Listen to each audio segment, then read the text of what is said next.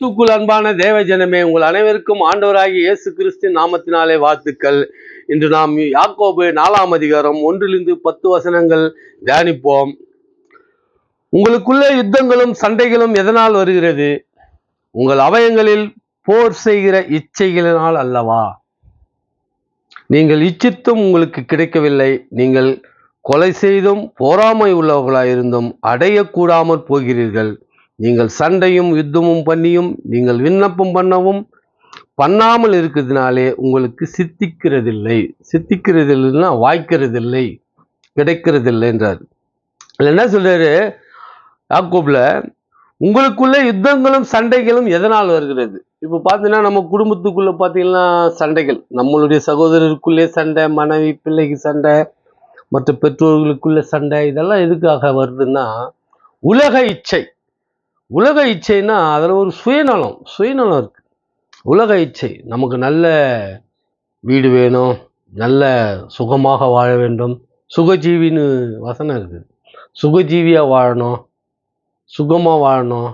அதுக்காக வேண்டி திருமணமாகாத வரையும் சகோதரிகளாக இருந்தாலும் சகோதரராக இருந்தாலும் உடைகளை மாற்றி போட்டு நல்ல அன்பாக இருப்பாங்க. ஆனால் திருமணம் ஆன பேர் பார்த்தீங்கன்னா அவர்களுக்குள்ள சண்டை, வாக்குவாதம், பொறாமைகள் எல்லாம் வந்துடும். காரணம்னா உலக இச்சை. உலகத்தில் நான் பெருமையோடு வாழ வேண்டும், இப்படி வாழ வேண்டும், அப்படி வாழ வேண்டும், கௌரவம், மதிப்பு அப்படின்னு எல்லாம் பேசுவாங்க. வேதத்தில் இல்லாத வார்த்தையெல்லாம் பேசுவாங்க. இது உலக மாம்ச பிரகாரமாக வாழ்கிற மக்கள் பேசுகிறார்கள் என்றால் அது சரி. ஆண்டவர் என்று அறியாத காலங்களில் நான் அறியாதவர் போல் இருந்தேன்ற மாதிரி ஆண்டவர் தெரியாதப்போ அவர்கள் பேசுவது அது வேற, அது மன்னிக்கப்படும்.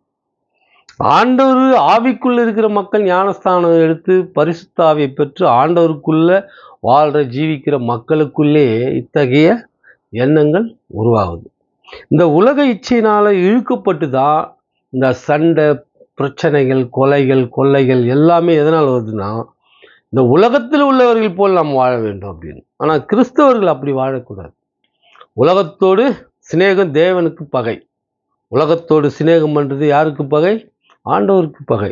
இப்போது இந்த உலகத்து மக்கள், இந்த உலகத்தில் மிகப்பெரிய உயர்வான நிலையில் இருக்கிறாங்க இல்லையா, மிகப்பெரிய பேசும் பொருளாக இருக்கக்கூடிய மக்கள் எல்லாம் இருக்கிறாங்க இல்லையா, அவர்களைப் போல வாழ வேண்டும் அப்படி என்றெல்லாம் மக்கள் நினைக்கிறதுனால தான் இந்த பிரச்சனைகள்லாம் வருது. அதனால தான் ஆண்டவர் என்ன சொல்றார்? நீங்கள் இச்சித்தும் உங்களுக்கு கிடைக்கவில்லை, நீங்கள் கொலை செய்தும் பொறாமை உள்ளவர்களாக இருந்தும் அடையாமல் போகிறீர்கள். நீங்கள் சண்டை யுத்தம் பண்ணியும் நீங்கள் விண்ணப்பம் பண்ணாமல் இருக்கிறதுனாலேயே உங்களுக்கு சித்திக்கிறதில்லை. நம்ம எது தேவைன்னாலும் ஆண்டவர்கிட்ட தான் கேட்கணும். உலகத்தாரை போல வாழக்கூடாது. விண்ணப்பம் பண்ணுறோம், அந்த விண்ணப்பம் பண்ணுறதுக்கு நாம் பரிசுத்தமாக இருக்கணும், அசுத்தமாக இருக்கக்கூடாது. அசுத்தம்னா பாவம், பரிசுத்தம்னா ஆவி, பரிசுத்த ஆவியில் நிறைந்திருக்குது. இப்போது நமக்கு தேவை என்னன்றது ஆண்டவர் சின்ன ஒரு விண்ணப்பம் ஜெபம் பண்ணால் போதும், ரொம்ப பெருசாக பண்ண வேண்டியது அப்படின்னு தான் வேதம் சொல்லுது. இப்போ சின்ன ஜெபம் பண்ணி ஆண்டவர்கிட்ட நாம் பெற்றுக்கொள்ளலாம். அதனால் ஆண்டவர்கிட்ட ஜெபம் பண்ணமே தவிர உலக மக்கள் பார்த்து அவர்களுக்கு இச்சித்து நடக்கக்கூடாது. நீங்கள் விண்ணப்பம் பண்ணியும் உங்கள் இச்சைகளை நிறைவேற்றும்படி செலவழிக்க வேண்டும் என்று தகாத விதமாய் விண்ணப்பம் பண்ணுகிறபடியால் பெற்றுக்கொள்ளாமல் இருக்குது. தகாத விதமாக நம்ம செலவு பண்ணுறதுக்காக ஆண்டவர்கிட்ட பொன், பொருள், ஆஸ்தி, அதான் ஆசீர்வாதம்னா இவங்க என்ன மக்கள் என்ன நினைக்கிறாங்கன்னா செல்வம், இதுதான் ஆசீர்வாதமாக மக்கள் மத்தியில் உணரப்பட்டிருக்குது. மக்கள் அதை தான் யோசித்து கொண்டு இருக்கிறாங்க இல்லையா? அத்தகைய செயல் இல்லாமல் இருக்கணும். ஆஸ்தி, செல்வம் இது மாத்திரம் ஆசீர்வாதம் அல்ல இல்லையா? ஒரு திருமணம் ஆகுது ஒரு ஆண் பெண்ணுக்கு, அவர்களுக்கு குழந்தை சரியான நேரத்தில் நல்ல அழகான குழந்தைன்றது உடல் உறுப்புகள், அவயங்கள் ஆண்டவருடைய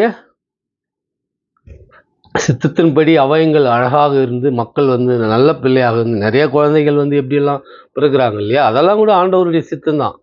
எப்படி பிறந்தாலும் அது ஆண்டவருடைய ஈவு. கர்ப்பத்தின் கனி கர்த்தரால் வரும் ஈவு.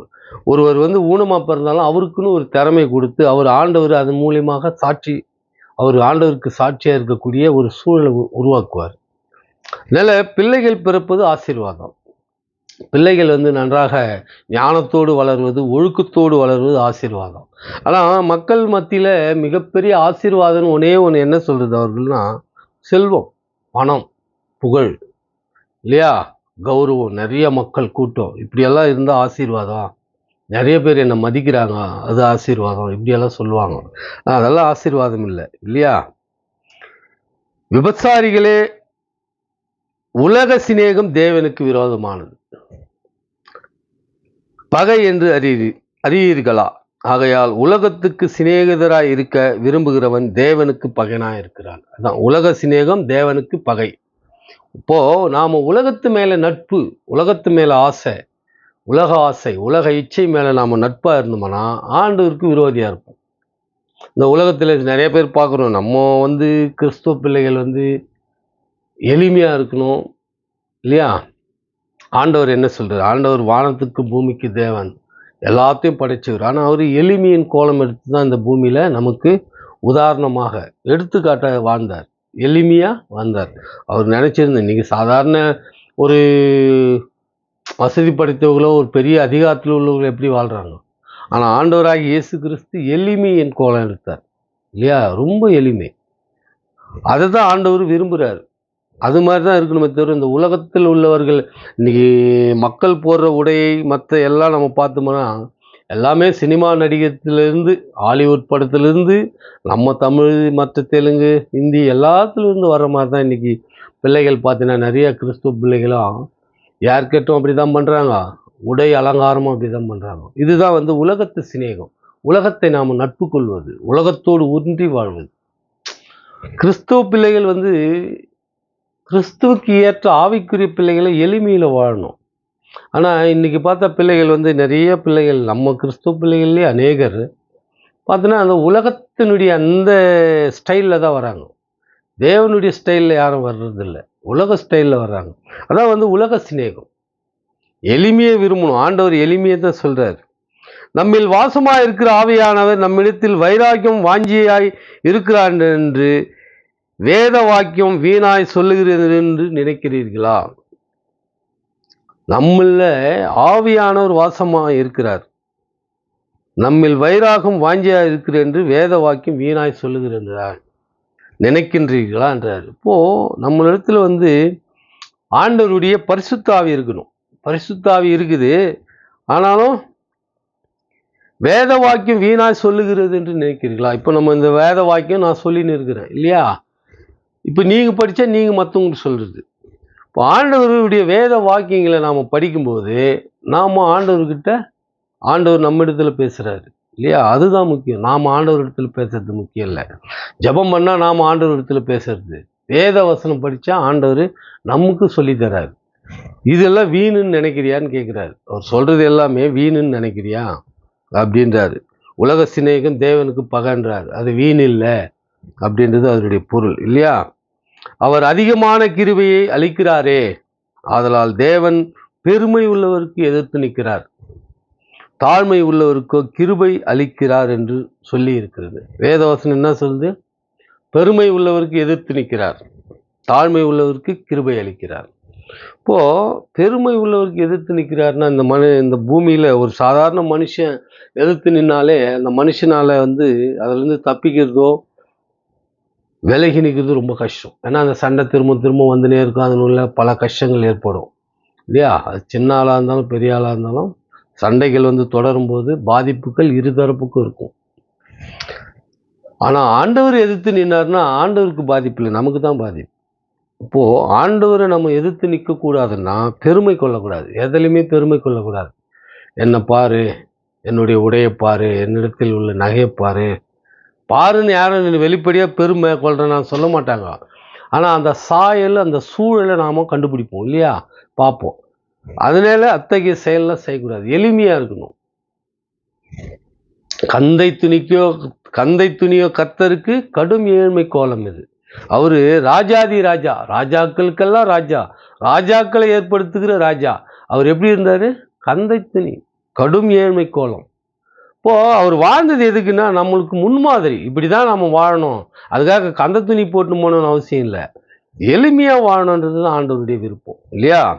ஆகையால் தேவனுக்கு கீழ்ப்படிந்திருங்கள், பிசாசுக்கு எதிர்த்து நில்லுங்கள், அப்போது அவன் உங்களை விட்டு ஓடி போவான்.